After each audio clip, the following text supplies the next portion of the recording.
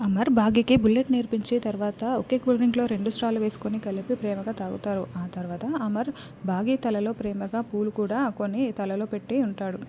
ఇంటికి వచ్చిన తర్వాత బాగీ లోపలికి వెళ్తూ ఉంటే మిస్సమ్మ నువ్వు హ్యాపీనా అని అమర్ అడుగుతూ ఉంటాడు. అమర్ చేసినవన్నీ కూడా బాగీ గుర్తు చేసుకొని మీకు ఎన్నిసార్లు థ్యాంక్స్ చెప్పినా సరిపోదండి అని చెప్తూ ఉంటుంది. థ్యాంక్స్ చెప్పని అవసరం లేదు మిస్సమ్మ, నువ్వు సంతోషంగా ఉంటే నాకు అంతే చాలు, నువ్వు హ్యాపీగా ఉండటమే నాకు చాలు మిస్సమ్మ చాలు అని అమర్ చెప్తూ ఉంటాడు. వెంటనే బాగీ చాలా ప్రేమగా అమర్ చేతిని తన చేతిలో తీసుకొని నేను హ్యాపీగానే ఉన్నానండి, మీకు కనిపించటం లేదా, ఈ ఆనందం నాకు కావాలంటే నేను ఎక్కడికో వెళ్ళి ఏదో చేయనవసరం లేదు, మీ ఇంట్లో మీ పక్కనే ఉంటే వస్తుంది అని భాగ్య అలా అమర్ చేతిని పట్టుకొని కళ్ళల్లోకి కళ్ళు పెట్టి చూస్తూ ఉంటుంది.